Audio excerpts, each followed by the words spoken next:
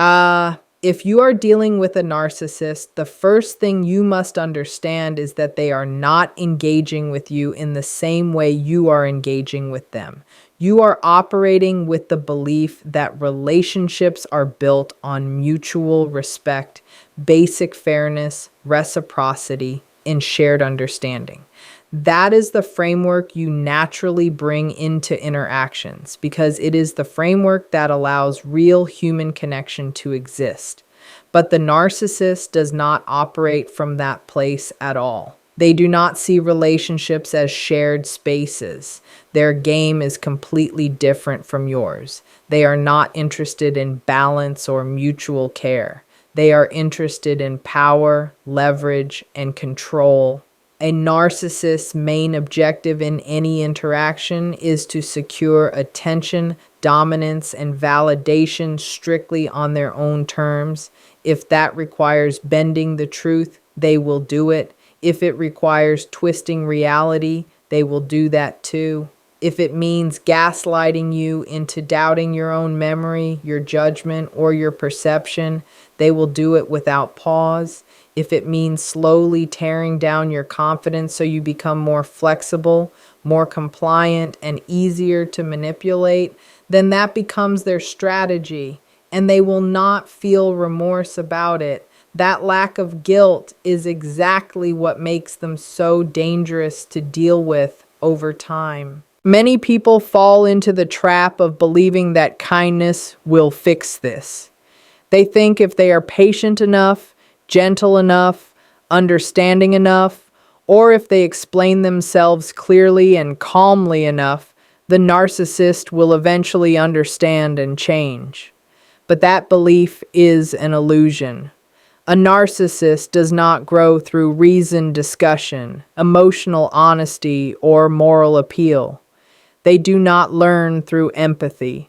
They learn only through consequences. And if you fail to recognize this core truth, you place yourself in a cycle of frustration, confusion, self-doubt, and emotional burnout that never ends. So what does it actually look like to recognize their behavior in real life? First, it means focusing on patterns instead of words. Narcissists are extremely skilled at saying exactly what you want to hear. They will promise change. They will pretend to feel regret. They may even appear vulnerable or portray themselves as the victim in order to keep you emotionally connected. But the real issue is not what they say. The real issue is what they consistently do. If there is an ongoing pattern of manipulation, dishonesty, blame shifting, or disrespect, then that pattern is the truth, no matter how convincing their words may sound in the moment. Second, you need to understand that narcissists rely on specific psychological tactics to maintain control. One of the most damaging tactics is gaslighting. This involves making you question your own reality. They will deny things they clearly said or did, even when proof exists. They will rewrite past events, slowly altering the narrative until you find yourself apologizing for things you never actually did. The longer you argue and defend yourself, the stronger their grip becomes. Why? Because defending yourself automatically puts you in a lower position. You are reacting to them. You are responding to their version of reality. And that means they are setting the rules of the interaction. Another common tactic they use is intermittent reinforcement. This is when they alternate between warmth and cruelty in unpredictable cycles. This is especially powerful because it mimics the same psychological process behind addiction. If someone is consistently unkind, you will eventually detach. But when cruelty is mixed with occasional affection, your mind starts chasing those brief moments of kindness. You start believing that if you just behave differently, say the right thing, or try harder, the good version of them will return. Over time, this creates a toxic emotional dependency. You stay not because the relationship is healthy, but because you are hoping to experience those short-lived moments of approval again, even though those moments were never genuine in the first place. Then there is projection. The narcissist accuses you of the very behaviors they are guilty of themselves. If they lie, they call you dishonest. If they lack emotional control, they label you unstable. If they manipulate, they accuse you of manipulation. This serves two purposes. It shifts attention away from their behavior, and it keeps you stuck defending yourself. While you are busy proving your innocence, you are not seeing the situation clearly. Recognizing these behaviors is not about becoming bitter or suspicious of everyone. It is about clarity. It is about removing the illusion and seeing reality as it is. Once you understand the game, you stop playing it. And when you stop playing, the narcissist loses access to you. They lose the leverage they once had. If you want to stop being controlled, drained, and emotionally depleted, the first step is simple but difficult. See the narcissist as they truly are, not as the version you hope they might become. Reality, even when painful, will always protect you more than a comforting lie. One of the most damaging traps people fall into with narcissists is seeking their approval. And this is not always obvious. It is often subtle.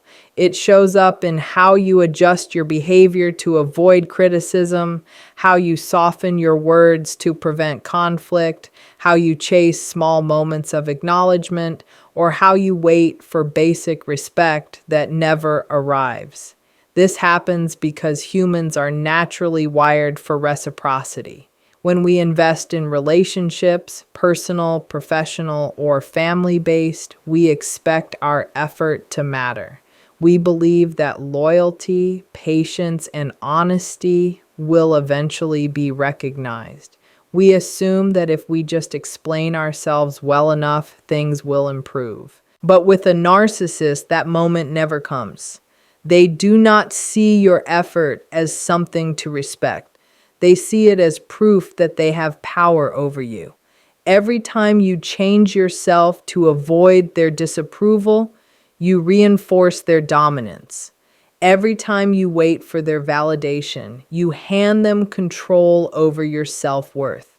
And if you believe there is some perfect combination of words or actions that will finally make them see your value, you are wasting your energy.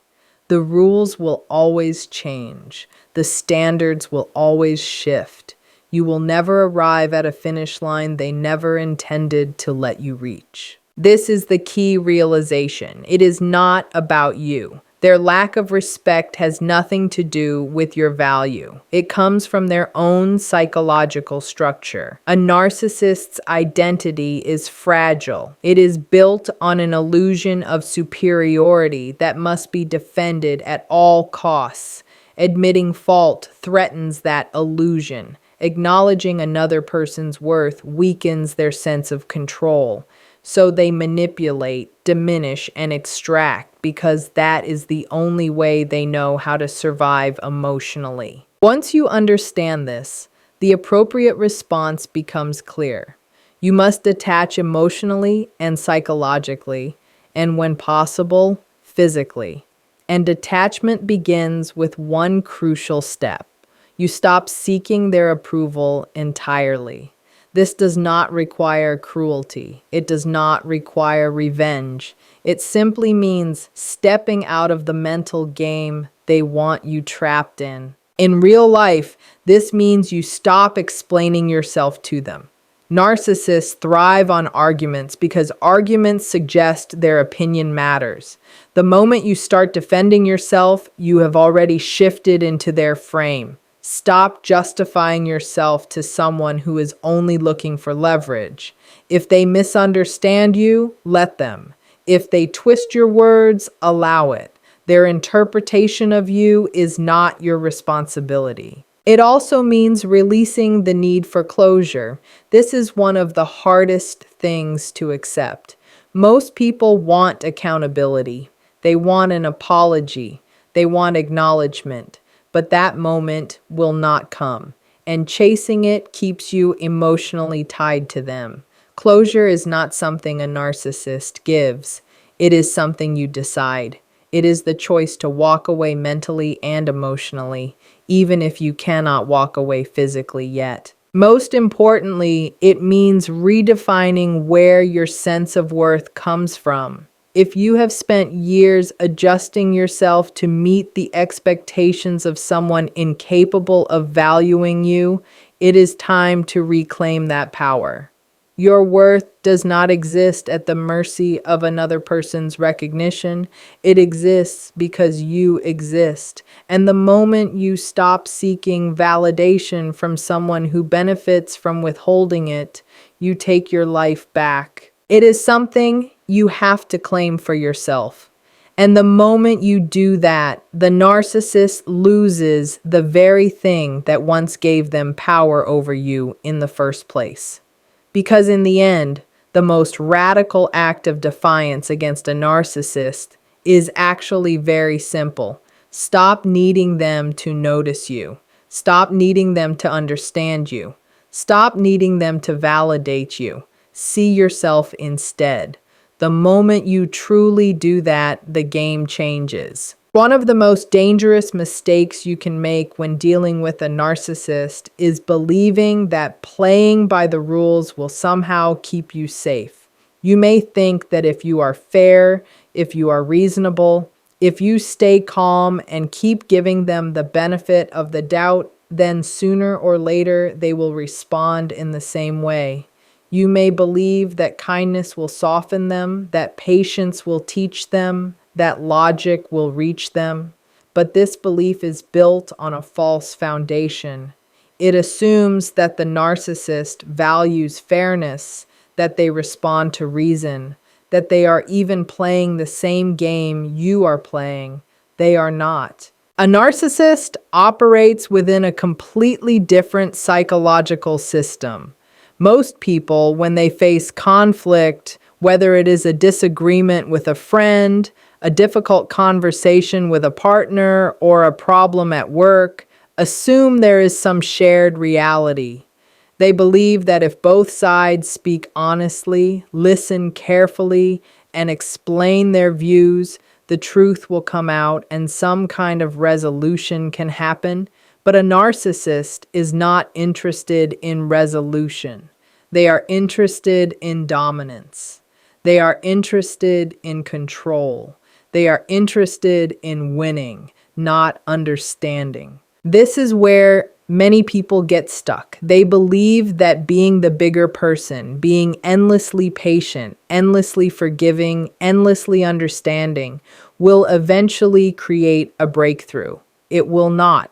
To a narcissist, your patience is not strength. Your empathy is not maturity. Your willingness to explain yourself again and again is not wisdom. To them, it is a signal. It tells them that they still have access to you. It tells them they can still pull your emotional strings. It tells them they still have control over your thoughts, your feelings, and your reactions. Every time you engage, every time you try to clarify, every time you hope for a reasonable response, you are unknowingly stepping deeper into their game.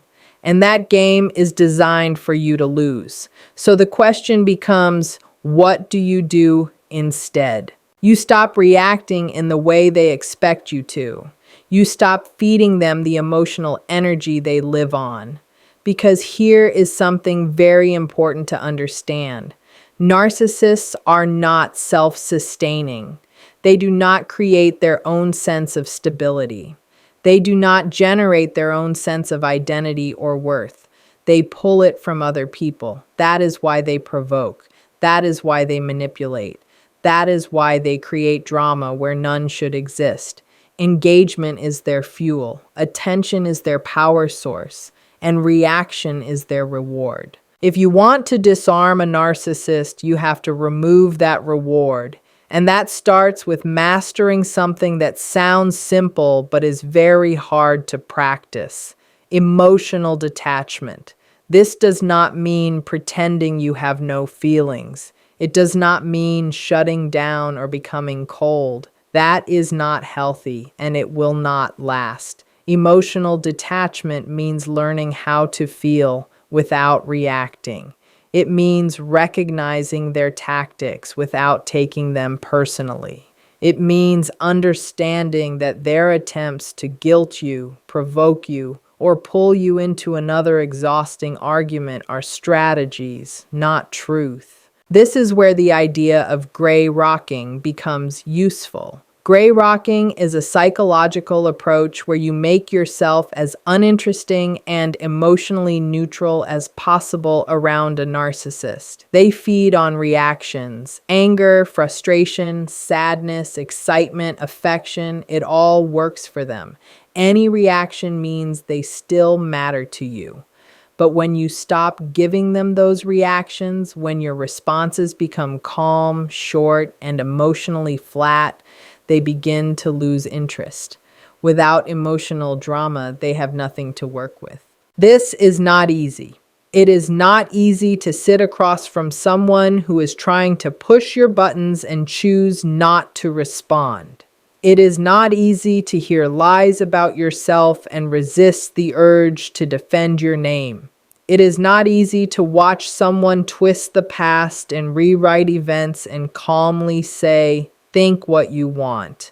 But every time you resist the urge to engage, you are reclaiming a piece of your power. Understand this clearly. Every argument you enter with a narcissist strengthens the very dynamic that is draining you. This takes discipline, psychological discipline. It is the ability to say, I do not need this person's approval. I do not need their understanding. I do not need to correct their story. I do not need to prove my worth to someone who refuses to see it.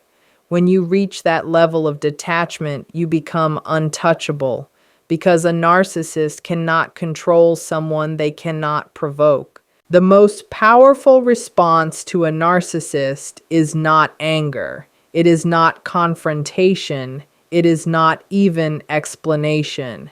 It is indifference. When they realize they can no longer pull you into their chaos, they slowly lose interest. And that is when your freedom begins. One of the biggest traps people fall into with narcissists is the endless cycle of conflict.